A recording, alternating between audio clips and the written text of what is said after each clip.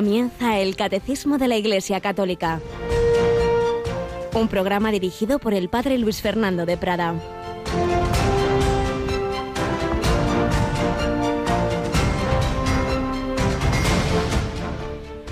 Había un hombre rico que se vestía de púrpura y de lino y banqueteaba cada día. Y un mendigo, llamado Lázaro, estaba echado en su portal cubierto de llagas y con ganas de saciarse de lo que caía de la mesa del rico, y hasta los perros venían y le lamían las llagas. Alabados sean Jesús, María y José. Muy buenos días en este jueves 4 de marzo, víspera de primer viernes de mes, inicio de la novena de la gracia a San Francisco Javier y día del jueves de la segunda semana de Cuaresma, en que el Evangelio de la Santa Misa es esta parábola de Epulón y Lázaro, que tiene mucha más profundidad de la que nos parece, porque no pensemos en ese súper rico que vemos lejano, no, tú y yo podemos ser ese hombre rico encerrado en nuestras cosas, en nuestros problemas, en dar vuelta a nuestras situaciones, y a la puerta de nuestro corazón hay un mendigo lleno de llagas, que es Jesús, que es ese pobre de Yahvé, el siervo de Yahvé, que nos dice el profeta Isaías, que cargó con nuestras culpas, que estaba traspasado por todos nuestros delitos y que está a la puerta. Mira que estoy a la puerta y llamo, si alguno me abre, entraré, cenaré con él y él conmigo. Jesús, el viviente que llama a la puerta de nuestro corazón, nos invita a unirnos con él en la oración, en la Eucaristía, pero también a verle presente en los pobres, en los enfermos. Y cuántas veces lo he dicho, ya tenemos bastante con nuestros problemas encerrados en nosotros mismos. Y luego, pues siempre la Iglesia y los papas en sus encíclicas sociales han visto aquí pues una imagen de nuestro mundo en el que unos países nos lamentamos de la crisis y tal, pero desde luego no es que nos vayamos a morir de hambre. Y hay esta pandemia, el otro, sí, hay una pandemia que es la del hambre, en la que mueren cientos de millones de personas, de niños, de adultos, y eso parece que, bueno, está muy lejos. ¿Qué diferencias? Un hombre rico, vestido de púrpura y lino, banqueteando cada día, y el hombre pobre, cubierto de llagas, sin lo más imprescindible. Y así es nuestro mundo, pero repito, eso en primer lugar es en nuestro corazón, porque ese hombre pobre es Dios hecho hombre, que espera nuestro amor. Tuve hambre y me disteis de comer. Un amor a Él mismo, directamente, digamos, porque se ha quedado con nosotros en la Eucaristía, y un amor a Él presente en los más pobres. Pues la Cuaresma es una gracia especial para descubrir esa presencia de Cristo, para atenderle en todas esas dimensiones, en la directa, digamos, de la oración, pero también en esa otra de verle presente en quien más lo necesita. Oración, ayuno, limosna, esas tres grandes dimensiones de la Cuaresma y en general de la vida cristiana que le pedimos al Señor cada día que vayan creciendo en nuestro corazón. Bueno, pues aquí tenemos una mañana más a Yolanda Gómez. Buenos días, Yoli. Muy buenos días, Padre. Ya nos has dicho que, por ejemplo, a nivel de oración tenemos hoy dos momentos especiales. Uno que empieza una novena y otro nuestra hora santa mensual, ¿verdad?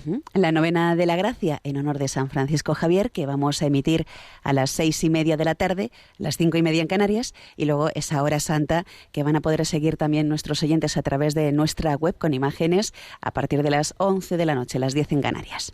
Pues ese hombre que también vivía pensando en sus cosas, en sus éxitos, llamado Francisco de Javier, conoció a Íñigo de Loyola en la Universidad de la Sorbona de París, y se produjo esa transformación de su corazón y se entregó a Cristo en la oración, hizo el mes de ejercicios y toda una vida espiritual y de oración profundísima, de sacrificio grande y de entrega a los demás, especialmente, como bien sabemos, a aquellos que no conocían a Cristo en las Indias, en Japón, queriendo llegar a la China. Entrega total. Pues del 4 al 12 de marzo, por toda una historia que ocurrió con un jesuita que tuvo un accidente y se moría, pero se le apareció en sueños Francisco Javier y este hombre en esa situación como que le ofreció en su semiconsciencia que si se curaba sería misionero, y iría a Japón. Y Javier le dijo que sí, y se curó inmediatamente, fue misionero y murió mártir en Japón.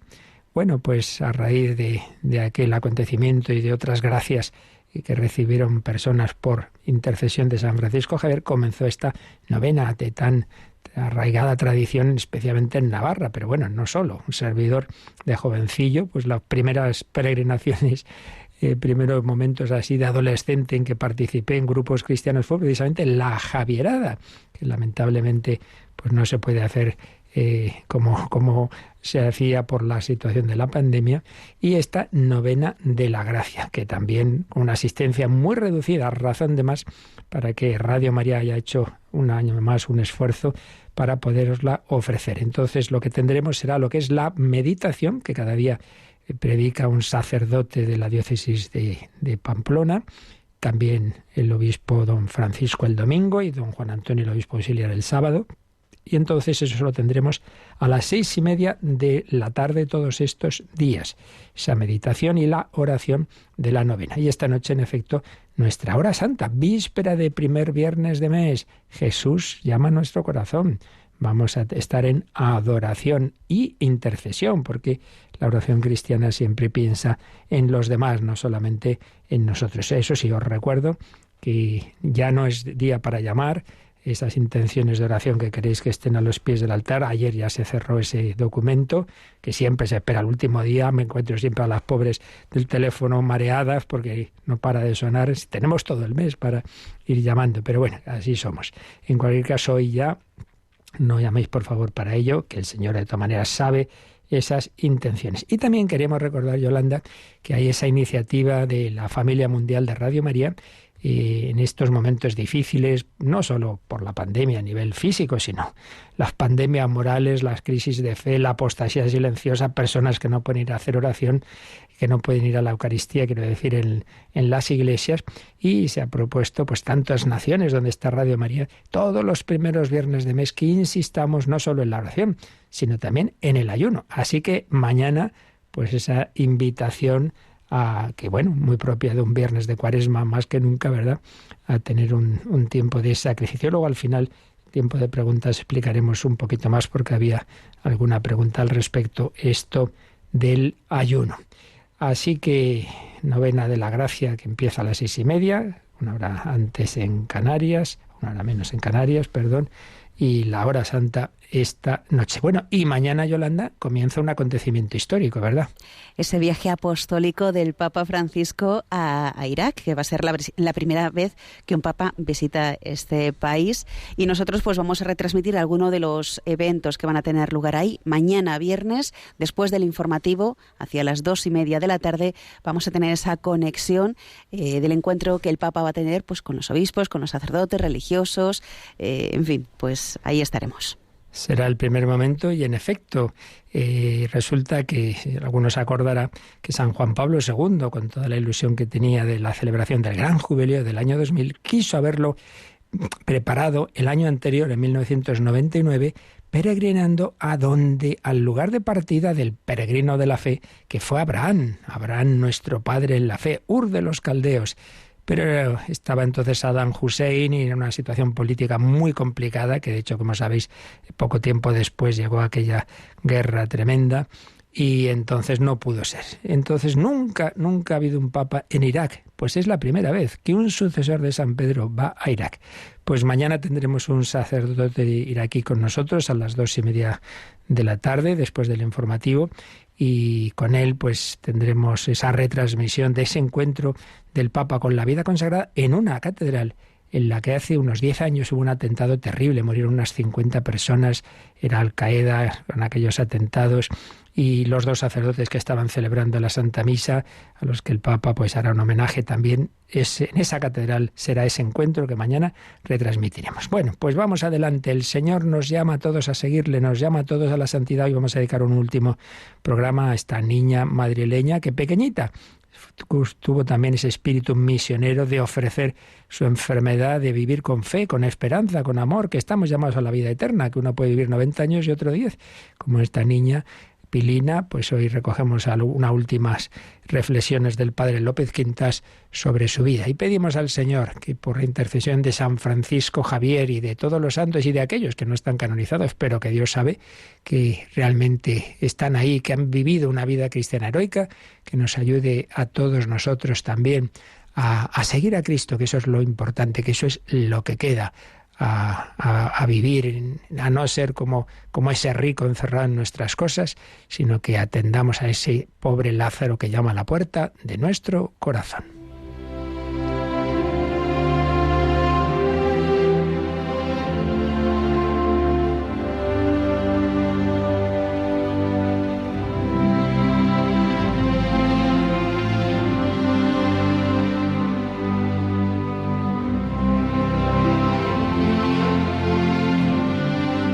María del Pilar, Pilina, Cimadevilla, enferma misionera. Algunos retazos de su corta vida por el padre Alfonso López Quintas hemos ido recogiendo en estos días. Hoy dedicamos un último espacio a recordar pues cómo también un niño, una niña, movido por la gracia de Dios, puede vivir heroicamente una enfermedad que sabía, no se le ocultaba, no es como hoy día que nadie se atreve a hablar de la muerte. No. Sabían padres e hijas y lo hablaban de que se iba al cielo, y lo vivían con esperanza y con caridad. Cuando en el hospital estaba tan malita, pues una religiosa, por ejemplo, contaba que a veces pedía perdón cuando alguna de las visitas que había recibido estaba con fiebre alta y no podía haberlas atendido lo más posible, les pedía perdón encima. Y sin embargo siempre con una amable sonrisa, agradeciendo el interés que por ella se demostraba. Pero también la caridad, de la que hablábamos ayer, busca el bien espiritual del prójimo. Y ciertamente, esta niña ejerció una fecunda labor apostólica en su entorno, desde ese ejemplo de cómo vivir los momentos litúrgicos y de piedad, hasta detalles, como ayer recordábamos, de fijarse en esa persona que ha hecho un favor, papá, dale una propina, y una sonrisa y cualquier cosa que manifestara el agradecimiento. Una religiosa del hospital contaba: solía yo llevarla los días festivos a misa y a la exposición del Santísimo por la tarde, y me edificaba muchísimo por el cuidado con que cogía el misal y seguía la Santa Misa, como si fuese una mujercita. El rosario lo rezaba a sí mismo muy centrada, sin distraerse un momento. Podría contar muchísimas anécdotas, pero solo diré que verdaderamente estas almas tan privilegiadas nos confunden en la presencia de Dios. Cada día que iba pasando, la niña estaba más elevada y daba alegría entrar en su habitación, aunque por mi parte yo temía el momento del desenlace, porque me daba mucha pena tener que separarme de esta santita que el Señor me había puesto tan cerca y que tanto me quiso, y yo a ella, pues veía en su modo de ser algo extraordinario. El ejemplo que simplemente el vivir la vida cristiana con fe, con esperanza, en oración, ese ejemplo es ya apostólico de por sí. La religiosa que la invitó a ofrecer su enfermedad por las misiones escribió: al día siguiente de ingresar en este centro misionero, perteneciente a la hermosa y sin igual obra misional de la Unión de Enfermos Misioneros, tuve que prestarle mis pequeños servicios, haciéndole la primera extracción de sangre, a la que habían de seguir tantas otras en los 9 meses que duró su penosa enfermedad, durante la cual tan edificantes ejemplos de virtud había de dar a cuantos la trataron. Al ponerme en trato íntimo con Pilina, me dio a comprender más profundamente cómo, a medida que el cuerpo se desmorona, el alma avanza en virtud, cumpliéndose aquella bellísima frase: en el dolor es donde mejor se forjan las almas. Poco nos gusta esto de ser forjados en el dolor, pero es así. Y el alma de Pilina fue en el dolor donde se forjó en grado muy alto, como alma eucarística misionera, pues su amor a la Sagrada Comunión era cada día más ferviente, y su amor al sufrimiento misionero, no sufrir por sufrir, sino ofrecer el sufrimiento por las misiones, generoso y saturado de universalidad de Iglesia, cosa que saltaba a la vista en las fervorosas confidencias que me hacía y de las que siempre quedaba edificada. Pelina oraba frecuente e intensamente por la conversión de los pecadores e infieles y ofrecía su vida por esta intención. Pero no solo el ofrecimiento, sino con su palabra. Trataba de ser un heraldo entusiasta de la buena noticia. Bueno, pues, queridos oyentes, un Francisco Javier misionero en las Indias, en Japón, una Teresita del Niño Jesús, misionera como Carmelita descalza en el convento, o una niña educada en la fe, que vivió esa fe, esa esperanza y ese amor de modo heroico cuando llegó la enfermedad y sabía que, salvo un milagro, que el Señor ya le dijo que se la iba a llevar en un momento dado, y lo vivió, pues ofreciendo esa enfermedad, ese sufrimiento por los demás, por las misiones, por los misioneros y por la conversión de aquellos separados de Dios. Todos podemos y debemos ser santos, cualquier edad de la vida, en cualquier circunstancia, y cuando llegue el dolor, no protestemos, no nos rebelemos contra Dios. En el dolor se forjan las almas. Pues así se lo pedimos al Hijo de Dios hecho hombre, que como hombre quiso gustar aquello que como Dios no había podido gustar: el dolor, la tristeza, el sufrimiento y la muerte. Pero para vencer todo ello, con el amor, con la vida, con la resurrección, unidos a Cristo en el dolor, María al pie de la cruz nos enseña a ofrecernos con Él, participaremos también de su gloria.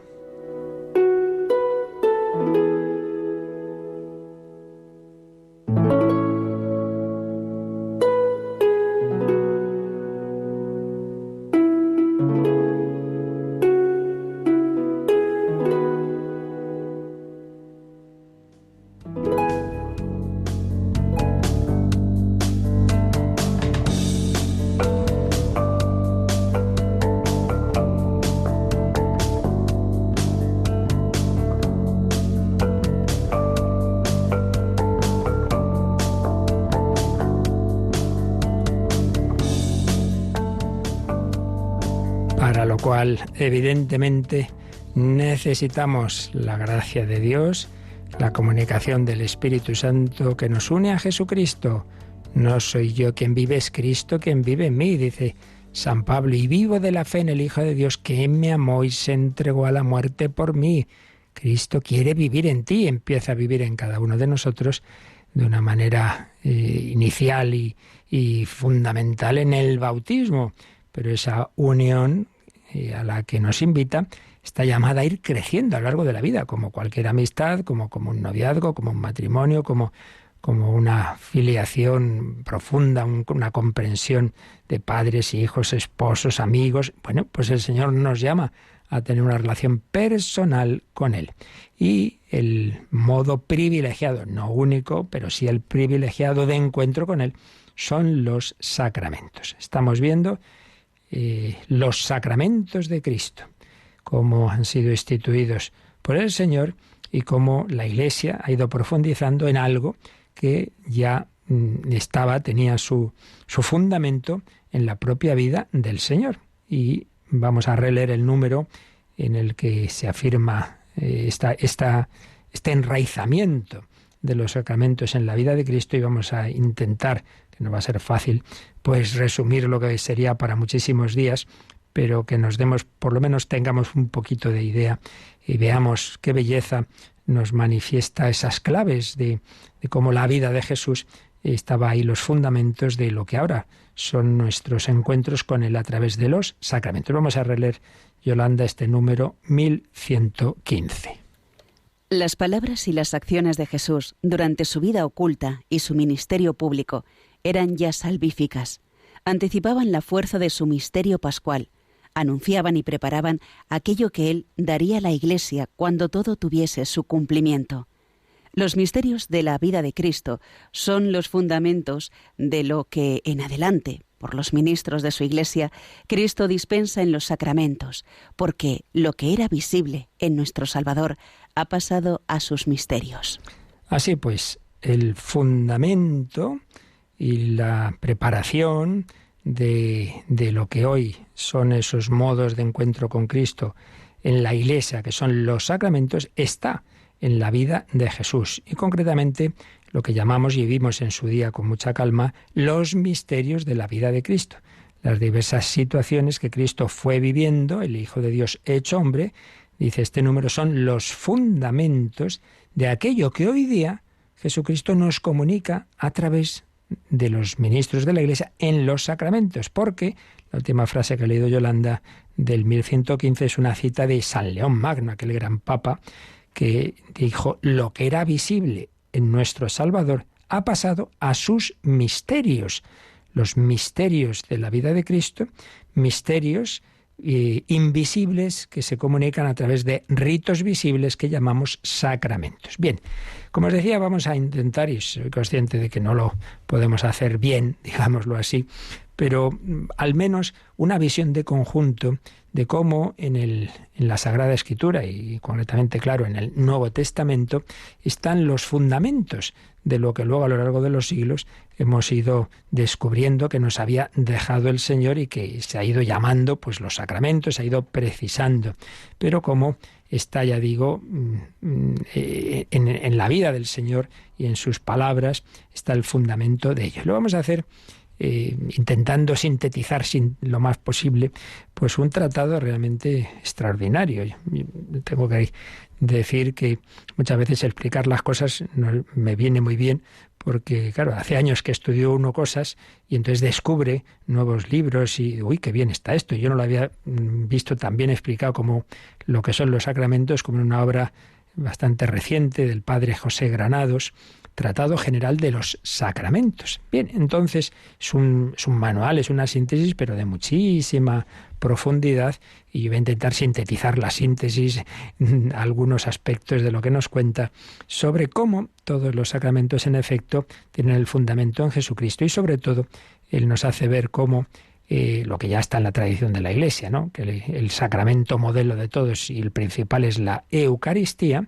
en la que vemos esa prolongación de la encarnación, que esta es la clave, ¿eh? Porque mucha gente, no, sí, yo creo en Dios, pero un Dios ahí, que está en las nubes y con el que uno se relaciona como le parece a él. Pues no, hijo, Dios ha bajado del cielo a la tierra, se ha hecho carne. Entonces la prolongación de la encarnación se da en la Iglesia, y dentro de la Iglesia la prolongación de los gestos de Cristo se da en los sacramentos.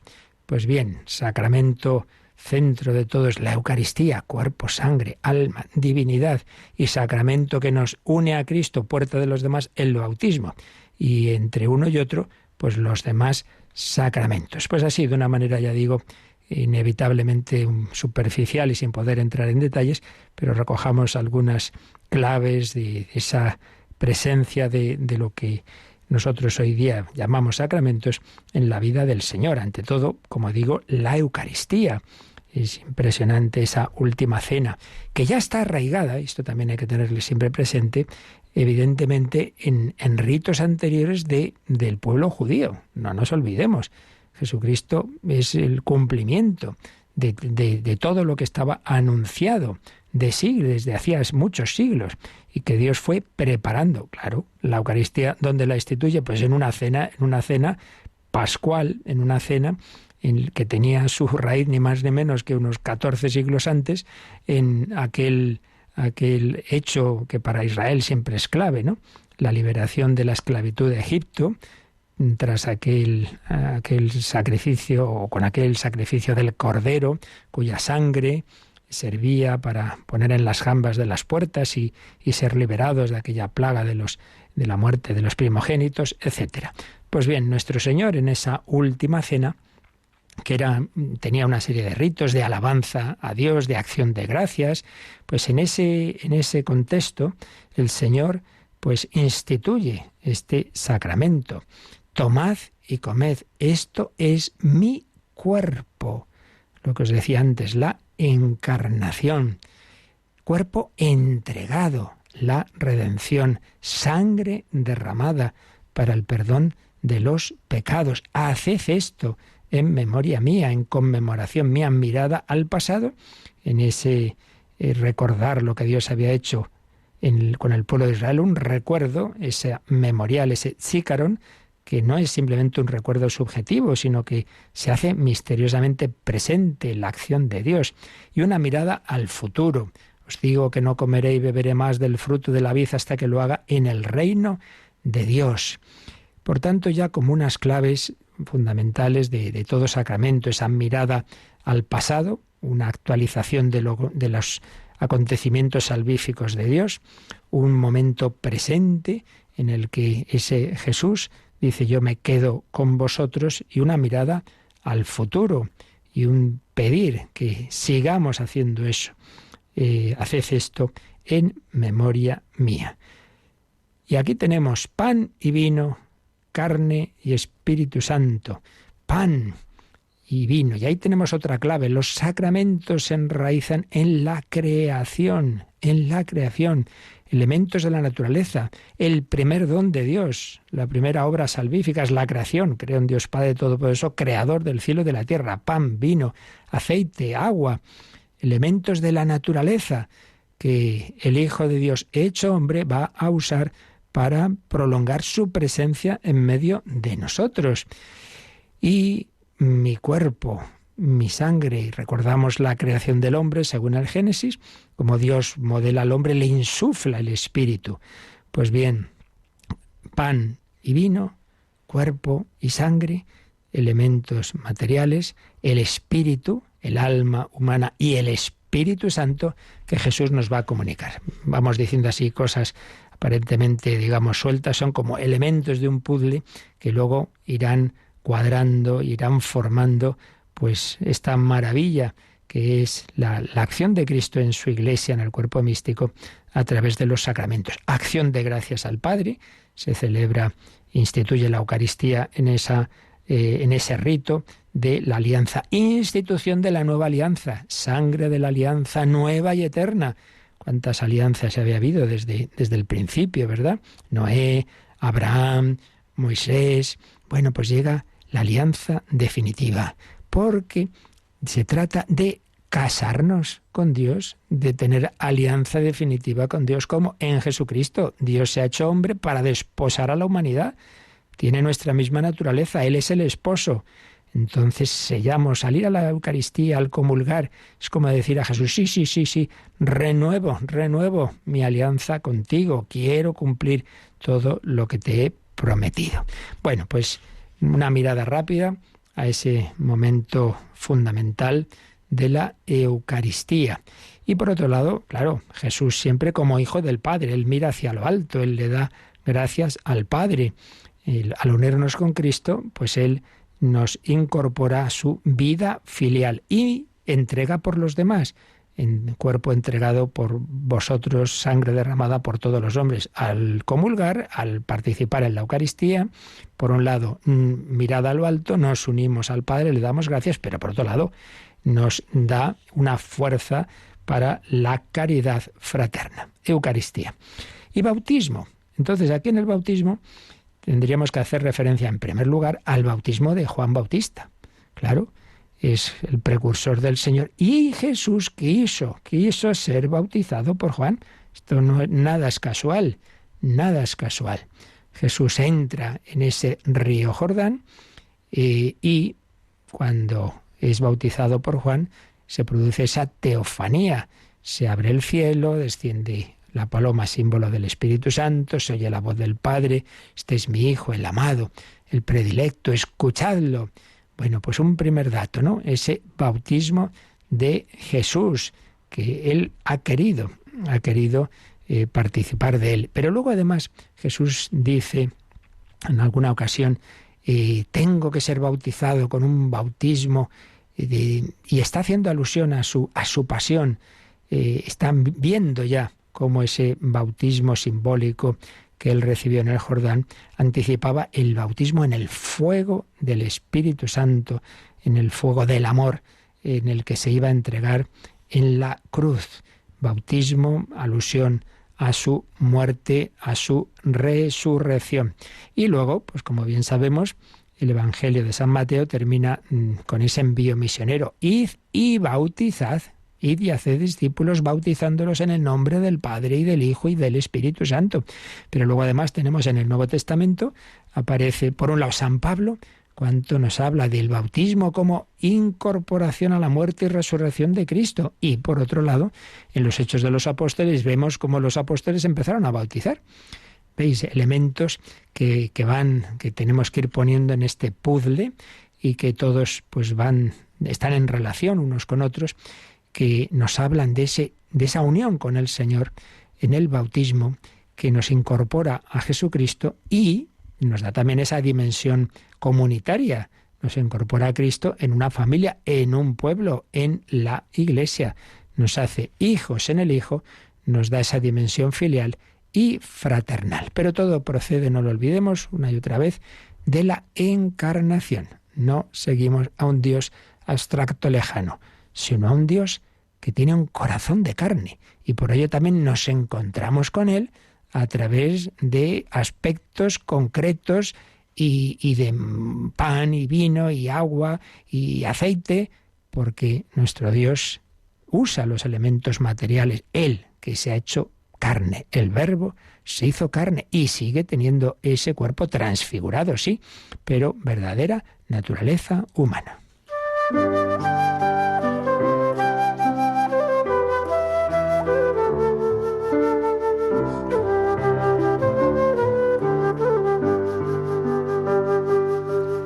Comenzó a latir en el seno de María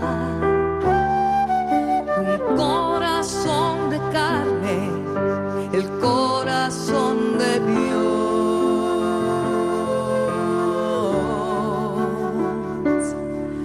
Es un corazón que goza cuando ríes, que sufre cuando lloras y sabe consolar, sabe de dolores y de soledades, conoce el abandono, conoce la traición. Es compasivo y goza al perdonar. Es una hoguera capaz de sanar. Con su mirada puede transformar. Él inventó el verbo amar. Es corazón de carne, es corazón de Dios, es el sagrado corazón.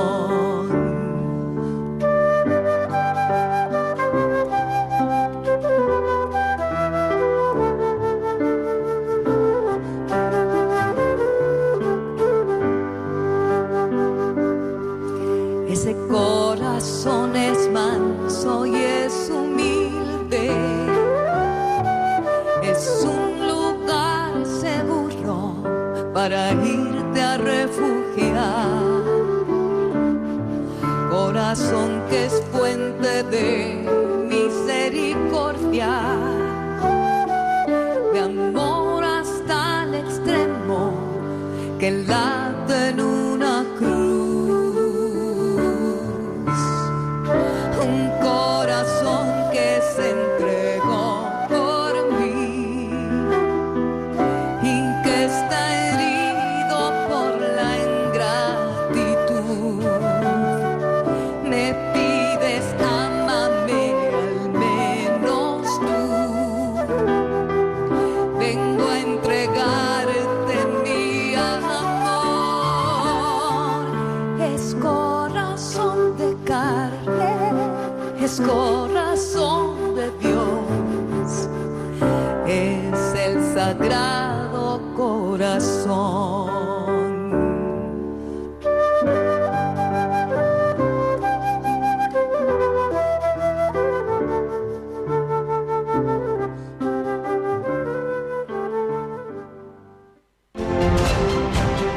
Conoce la doctrina católica. Escucha el catecismo de 8 a 9 de la mañana, de 7 a 8 en Canarias. Y los sábados a la misma hora profundizamos en los temas tratados en el programa En torno al catecismo. Corazón de carne, canta Marcela de María. Y ese corazón de carne sigue queriendo relacionarse con nosotros. Sí, no lo hemos visto, no lo hemos tocado como la hemorroísa. Bueno, pues sí, lo podemos tocar, podemos dejarnos tocar de una manera misteriosa a través de los sacramentos. Estamos recordando de una manera rápida y así a vista de pájaro, pues algunos de los muchos elementos que en los evangelios, en el Nuevo Testamento en general, pues apuntan a lo que serán los sacramentos luego en la vida de la Iglesia. Y sobre todo el Evangelio de San Juan, dicen los entendidos, está escrito con una clave muy sacramental.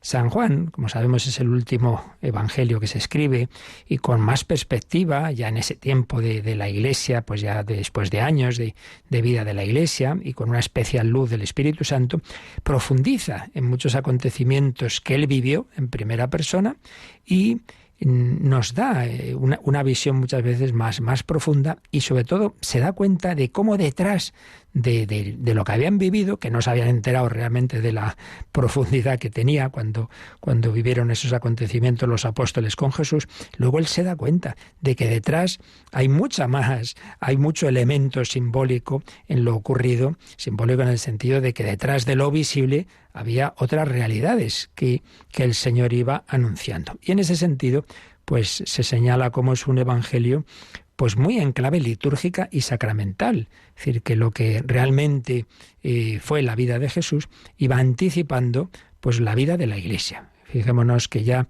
en el prólogo de este evangelio se habla de que aquellos que creen en el Verbo hecho carne reciben el ser hijos de Dios. Bueno, pues enseguida, ese cuarto evangelio, escuchamos la palabra de Juan Bautista, del cual fue discípulo Juan Evangelista, que dice: he salido a bautizar con agua. ¿Para qué? Para que el Mesías sea manifestado a Israel. Y enseguida vamos a encontrarnos el diálogo de Jesús con Nicodemo: hay que nacer de nuevo. Y vamos a tener las bodas de Caná. Mira, en unas bodas Jesús convierte el agua en vino. Fíjate, es que son muchos detalles que tienen luego vistos en perspectiva, dice, aquí esto no era casualidad.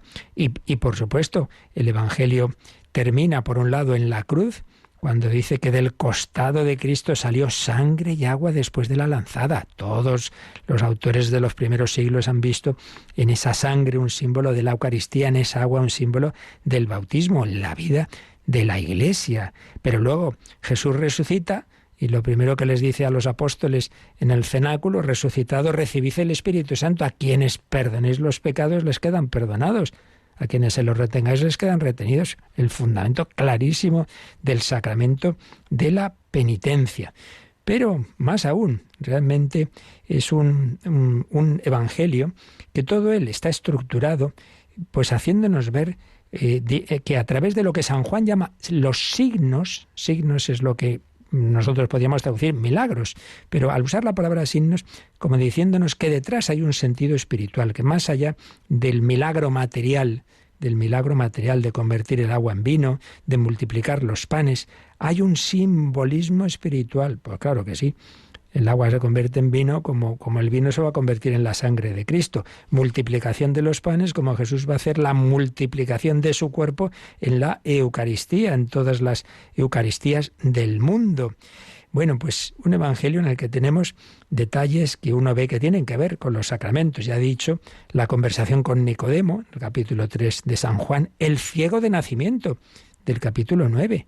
El bautismo es iluminación. El Señor nos ilumina, el Señor nos da su visión, nos da la fe, como le dio la vista al ciego de nacimiento, pero no solo la vista corporal, sino que él creyó en el Hijo de Dios. Y en cambio los fariseos se negaron a creer en Jesús, aun viendo el milagro tan tremendo de que había dado la vista a un ciego de nacimiento. Pero también está en ese evangelio ese simbolismo de la vid y los sarmientos, el capítulo 15. Pues ahí vemos cómo estamos llamados a unirnos a Cristo, la vid, como los sarmientos. Bautismo y Eucaristía nos unen con Jesucristo. En fin, muchísimos signos, más aún, pues se señala cómo a lo largo de, o sea, que todo el Evangelio, pues está dividido como en dos partes, ¿no? El libro de los signos y el libro de la gloria de Dios, a partir del capítulo 13, que ya es la pasión y resurrección del Señor. Pero antes esos signos que van estructurando el Evangelio. Y también muy importante, para San Juan es fundamental ver en Cristo el nuevo templo. Destruid este templo y en 3 días lo reedificaré. ¿Qué era el templo? Bueno, es fundamental en Israel la presencia de Dios. Dios sí está presente en todo, pero de una manera muy especial se ha hecho presente en medio de su pueblo en el templo que primero fue anticipado por aquella tienda del encuentro cuando Israel iba por el desierto, pero que luego va a ser el templo de Jerusalén. Bueno, pues el templo verdadero y definitivo es el cuerpo de Cristo. ¿Dónde nos encontramos con Dios? En Cristo, en el cuerpo de Cristo, ¿veis? Nuestra religión es una religión encarnada, no es a un Dios lejano y abstracto, que nombre, que no, que está aquí. Míralo, aquí, como dice San Pablo, en Cristo habita corporalmente la divinidad, corporalmente. Es una religión profundamente encarnada, no es espiritualista como ocurría en el gnosticismo y ocurre en las religiones de corte oriental, pues algo todo muy espiritual y separarnos de la materia, como también en la filosofía platónica. Signos diversos como la multiplicación de los panes, que también recogen pues muchos acontecimientos del Antiguo Testamento, en concreto el maná. Dios había alimentado a su pueblo con el maná, pues nos quiere alimentar en el desierto de la vida con la Eucaristía. Y signos en los que Jesús muestra que ahí está con él el Padre, que hace eso porque está unido con el Padre. Si no me creéis a mí, creed en las obras. El signo nos lleva a la obra. Lo que veían los hombres en esos signos de Jesús, pues era una invitación a darse cuenta de que si hacía eso era porque era verdad lo que él decía, que el Padre y yo somos uno. El Padre y yo somos uno. Por eso eran lo sensible, lo visible de lo que se veía, pues invitaba a ir a lo invisible. También señalan los autores, y lo sintetiza aquí el padre José Granados, cómo San Juan va estructurando el sacramento en torno a 3 Pascuas que vive Jesús. Y cómo, en relación con cada una de esas Pascuas, pues hay elementos sacramentales. En la primera Pascua judía, pues en relación con ella tenemos ese diálogo con Nicodemo, tenemos la escena de la samaritana, que ahí también sale el agua viva, el agua del Espíritu Santo, dar culto en espíritu y verdad, Espíritu Santo y la verdad que es Cristo, y beber el agua, esa agua que quien la beba no tendrá sed jamás, porque es en definitiva la vida de Dios.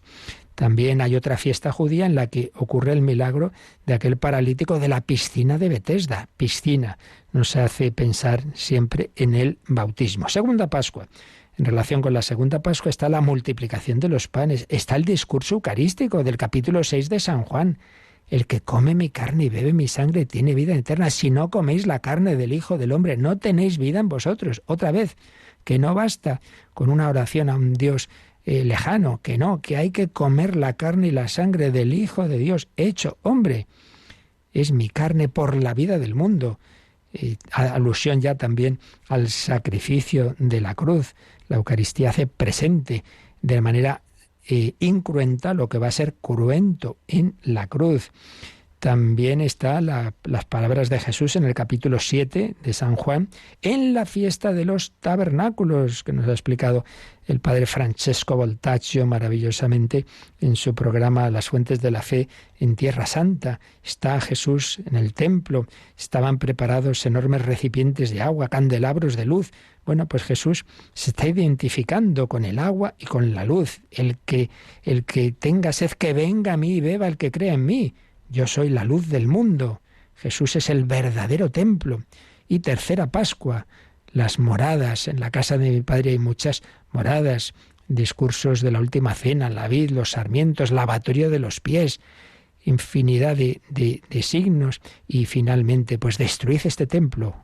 Sí, Jesús va a morir en la cruz y en 3 días lo reedificaré. Jesús resucita.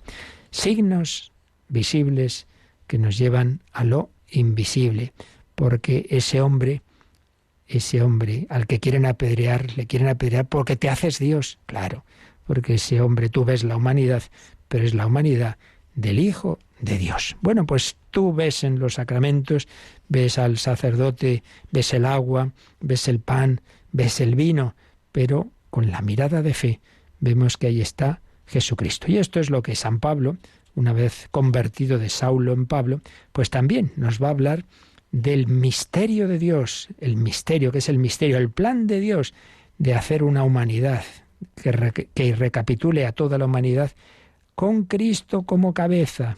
Ese es el misterio, la unidad de todos, judíos y gentiles, en un solo cuerpo.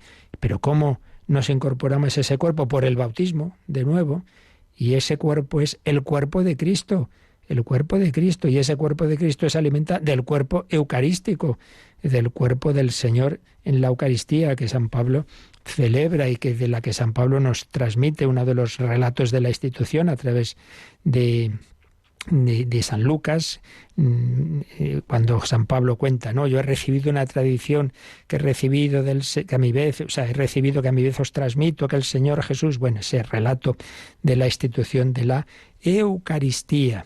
En fin, infinidad de detalles, y por supuesto también como también San Pablo hace alusión a cómo se había ido anticipando en lo que se llama la tipología, distintos hechos, acontecimientos, instituciones del Antiguo Testamento que anticipaban lo que iba a ser en el Nuevo. Por ejemplo, el paso del Mar Rojo, el atravesar el Jordán, la huida de Egipto, todo eso es símbolo del cristiano que atraviesa el desierto de este mundo metiéndose en ese Jordán donde Cristo fue bautizado, y eso nos permite huir de la esclavitud del faraón, de la esclavitud del demonio, el príncipe de este mundo, ser liberado de las esclavitudes del pecado por el bautismo y vivir como pueblo de Dios, la Iglesia, en camino hacia la tierra prometida, que es el cielo.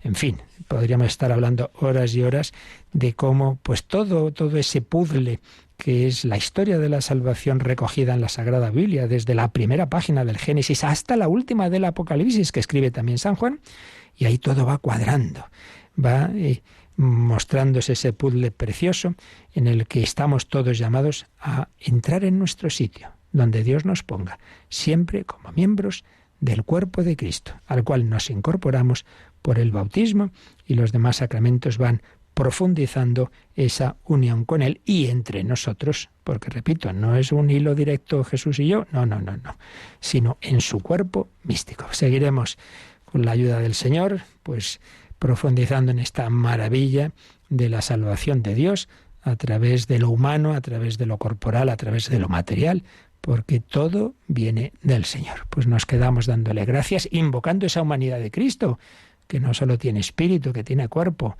invocando esa humanidad de Cristo, y tenemos un momento de oración y también de consultas. Participa en el programa con tus preguntas y dudas. Llama al 91005-9419, 91005-9419. Puedes escribir un mail a catecismo@radiomaria.es o escribirnos un mensaje al teléfono de WhatsApp 668 594 383, 668 594 383.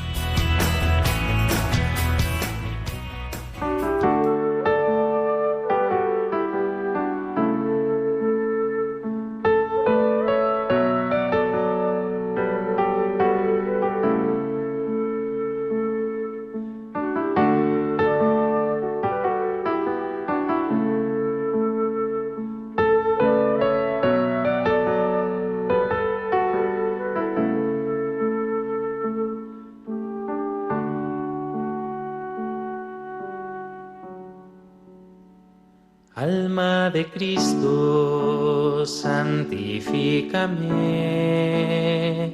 Cuerpo de Cristo, Sálvame, sangre de Cristo, embriágame, agua del costado de Cristo, lávame, pasión de Cristo, confórtame, oh buen Jesús, óyeme, dentro de tus llagas, escóndeme, no permitas que me aparte de ti, del enemigo, defiéndeme en la hora de mi muerte, llámame y mándame ir a ti, para que con tus santos te alabe por los siglos de los siglos. Amén.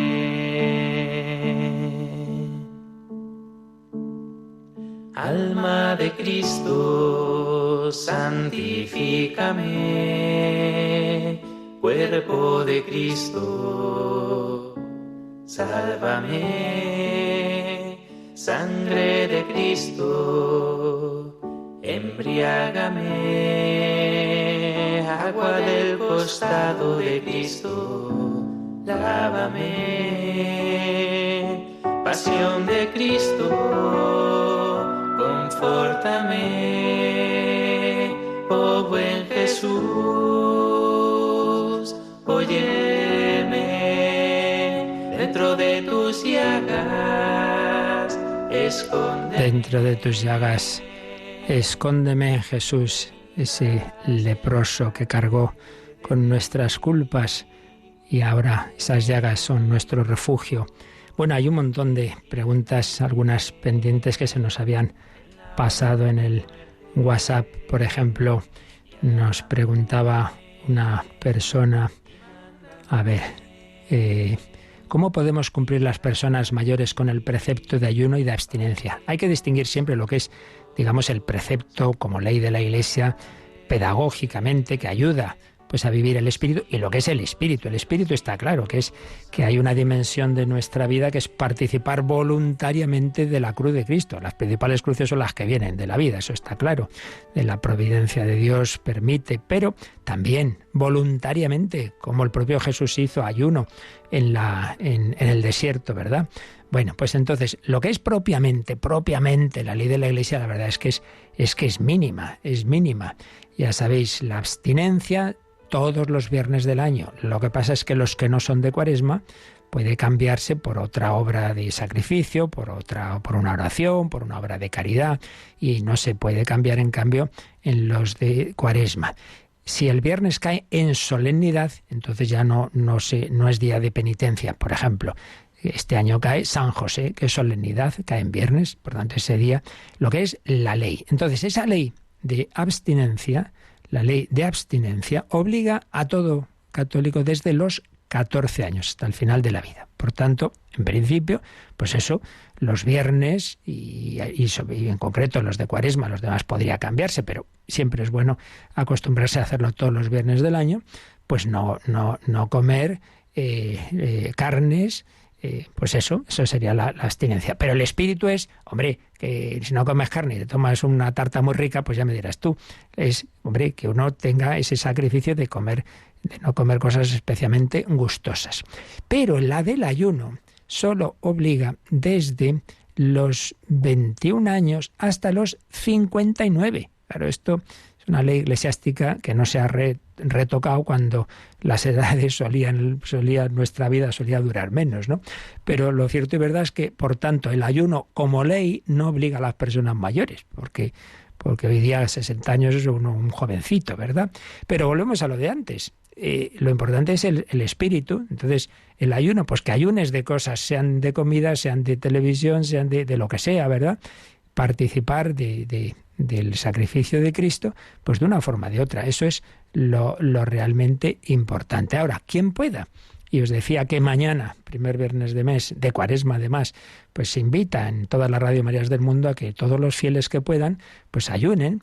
Hombre, pues desde el mínimo que sería esto, ¿no? Pues comer menos o no comer cosas que te gusten, etcétera. A quien pueda, bien a bien, pues un ayuno a pan y agua, que no pasa nada, que lo han hecho millones de personas en la historia, lo siguen haciendo órdenes religiosas como los cartujos y están sanísimos y viven hasta los 90 y tantos años. ¿Cuál es el espíritu? Pues el espíritu es que te des cuenta de que lo importante realmente es vivir de la palabra de Dios y que comemos mucho más de lo que necesitamos y que en cambio hay personas con ayuno obligatorio que se están muriendo de hambre. Y entonces siempre el ayuno unido a la caridad, que lo que por un lado pues nos podemos ahorrar, digamos, pues que lo convirtamos en una limosna, en caridad con los demás. Por tanto, en resumen, lo que es propiamente el precepto para que todos los miembros de la Iglesia tengamos alguna penitencia en común, lo que es propiamente el precepto es el ayuno y la abstinencia, miércoles de ceniza y viernes santo, que el ayuno ya sabéis que es una sola comida al día, aunque se puede tomar algo por la mañana y por la noche, pero el espíritu, quien pueda hacer un ayuno más profundo, pues mejor. Y la abstinencia, pues no comer carnes todos los viernes del año, pero que se puede cambiar por otra obra en los viernes que no sean de Cuaresma, y que eso obliga desde los 14 años hasta el final, pero el ayuno solamente hasta los 59. También habíamos recibido un mensaje que dice: mi madre falleció por el COVID y mi hermana me preguntó que si yo le podía asegurar que estaba allí en el cielo. Pues hombre, asegurar que estén ya en el cielo no podemos asegurarlo de nadie más que de las personas canonizadas por la Iglesia. Los demás, hombre, podemos confiar en la misericordia de Dios, pero como no depende solo de su misericordia, sino de cómo uno ha terminado su vida, hasta qué punto tiene todavía el alma que necesita ser purificada. Esto ya lo explicamos a fondo cuando estuvimos hablando de la parte final del credo sobre la vida eterna. Y entonces ahí ya lo vimos, ¿no? Como esas tres posibilidades dependen de nuestra respuesta. Por parte de Dios, todo el mundo querría que todos estuviéramos con Él en el cielo, claro, pero hace falta también nuestra respuesta. Entonces muchas veces es preciso un tiempo de purificación que llamamos purgatorio, y luego habrá, por desgracia, quien haya rechazado hasta el final las llamadas de Dios y se quede eternamente separado de Dios. Por tanto, existen tres posibilidades. Hombre, en personas buenas, y lo normal desde luego es la salvación, pero puede ser que esa salvación pues muchas veces haya que llegar a ella, a ese encuentro con Dios en el cielo, a través del purgatorio. Por tanto, asegurarlo, no podemos asegurarlo de nadie.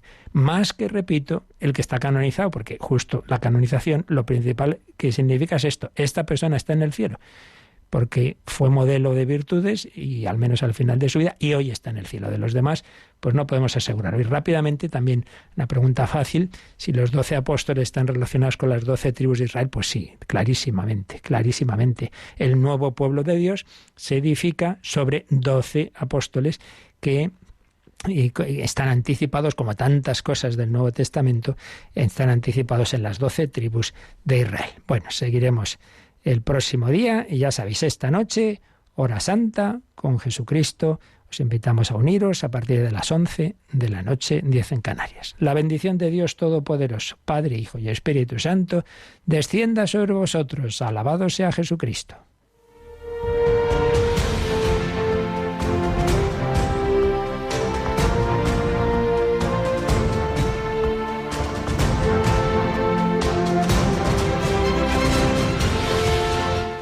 Han escuchado en Radio María el Catecismo de la Iglesia Católica, un programa dirigido por el Padre Luis Fernando de Prada.